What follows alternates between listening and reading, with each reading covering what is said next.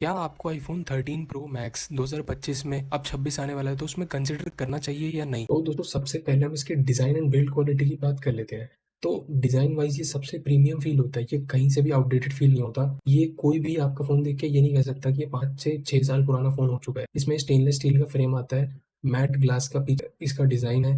इसका एक पॉइंट ये है कि ये थोड़ा-सा हेवी फील होगा आपको एज़ कम्पेयर्ड टू जो इनके नए मॉडल्स आ रहे हैं, थोड़ा-सा हेवी है ये। बाकी design wise exactly 15 series 16 series जैसा ही लगता है, कोई फर्क नहीं है दोनों में। दोस्तों सबसे मेन बात पे आ जाते हैं इसकी डिस्प्ले 6.7 इंच की एक super retina XDR OLED display है जो कि 120 हर्ट्ज को सपोर्ट करती है। तो अगर आप बीजीएमआई वगैरह जैसी गेम्स खेलते हो या कॉल ऑफ ड्यूटी खेलते हो हाई फ्रेम रेट पे, तो ये कभी आपको फोन निराश नहीं करेगा, कभी आपको डिसअपॉइंट नहीं करेगा। इसकी अगर हम डिस्प्ले में ही बात करते हैं तो ब्राइटनेस काफी अच्छी है।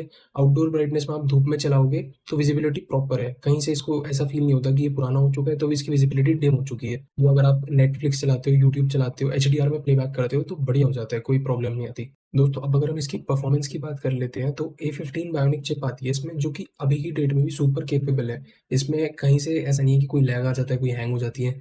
iOS 60 26 सपोर्टेड है ये। एंड ऐप्स हो गए इस पे, जितने भी गेम्स हो गई आपकी फ्री फायर, आपका पबजी हो गया, बीजीएमआई, सीओडी, इस पे बहुत आराम से चल जाते हैं, कोई कभी लैग की दिक्कत नहीं आएगी आपको। फ्रेम रेट इस पे हाई फ्रेम रेट, बहुत मैक्सिमम फ्रेम रेट पे चल जाता है क्योंकि 120 हर्ट्ज का इसमें सपोर्ट है। अब थर्मल मैनेजमेंट की अगर हम इसमें बात करें, काफ़ी अच्छी है। मैं आपको बोलूँगा ये 15 से भी अच्छी थर्मल मैनेजमेंट है, क्योंकि 15 जो आपकी जितनी सीरीज थी, 15, 15 प्रो, प्रो मैक्स बहुत ज़्यादा हीट करती थी। उस कंपैरिजन में 13 वाली सीरीज जो है उसका हीट मैनेजमेंट बहुत अच्छा है। दोस्तों अब इसके कैमरा की बात कर लेते हैं तो 3 कैमरा आते हैं जैसा आपको पता है, वाइड, अल्ट्रा वाइड और टेलीफोटो। इसकी फोटोज़ इतनी अच्छी आती हैं, मैं आपको बता नहीं सकता अगर आप इस प्राइस रेंज में देखोगे तो।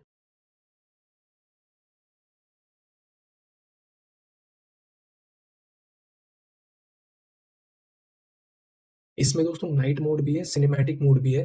एंड अगर आप एक कंटेंट क्रिएटर हो तो 4K 60 एफपीएस में एचडीआर वीडियो ये बहुत प्यार से बना लेता है, कोई दिक्कत नहीं आती। दोस्तों अब हम इसकी बैटरी लाइफ की अगर बात कर लेते हैं तो ये थोड़ी सी डिग्रेड हो चुकी होगी, अराउंड 82 प्लस ही होगी आपकी, मैं मान के चलता हूँ। तो उस हिसाब से ये अभी भी 6 से 8 घंटे का स्क्रीन ऑन टाइम दे देता है आसानी से।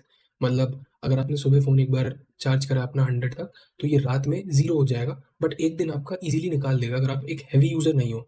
अगर आप दिन भर रील्स वगैरह स्क्रॉल करते हो या गेम वगैरह बीजीएमआई वगैरह बहुत खेलते हो, पबजी वगैरह बहुत खेलते हो, तो तब आपका हो सकता है कि फ़ोन को एक बार थोड़ा-सा चार्ज करना पड़ जाए, बट इसमें ज़रूरत नहीं पड़ती। अगर आपने सुबह 100 कर रखा है, तो रात को ये 0 डेड हो जाएगा। एंड एक टाइम ही इसका बहुत है, मतलब एक साइकिल ही आपकी लगेगी पूरे दिन में। अब इसमें मैगसेफ का सपोर्ट है एंड 20 वॉट की फास्ट चार्जिंग ही सपोर्ट करता है, तो ठीक है, अपना चार्ज हो जाता है आसानी से, लगा लो 1.5 घंटे के तकरीबन ये चार्ज हो जाता है। दोस्तों कनेक्टिविटी की बात करें तो इसमें वाईफाई 6 का सपोर्ट है और 5G सपोर्ट आ रहा है।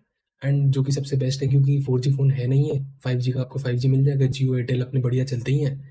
इसमें एक चीज़ का जो नेगेटिव मैं मानता हूँ, इसमें यूएसबी सी नहीं है। इसमें पुरानी लाइटनिंग वाली केबल ही लगेगी जो कि आपको थोड़ा-सा आउटडेटेड फ़ील करा सकती है। बाकी that's not a so big issue कि उससे आपको कोई बहुत बड़ी तकलीफ हो जाएगी।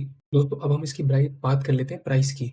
ये अगर आपको रिफर्बिश्ड या यूज़ मार्केट में आप देखोगे तो 50,000 के अराउंड अराउंड मिल जाएगा। 50,000 से ऊपर मिलता है तो मैं आपको मना करूँगा कि मत लेना। अगर आपको ये 45 टू 50 के बीच में मिल रहा है, अच्छी बिना स्क्रैचेस के पीस है अगर ये, तो आप कंसिडर उसको कर सकते हो। क्योंकि इसका परफॉर्मेंस अच्छी है, कैमरा अच्छा है, तो इस प्राइस रेंज में मतलब 45 तक में अगर आपको मिल रहा है, तो आप इसको कंसिडर कर सकते हो।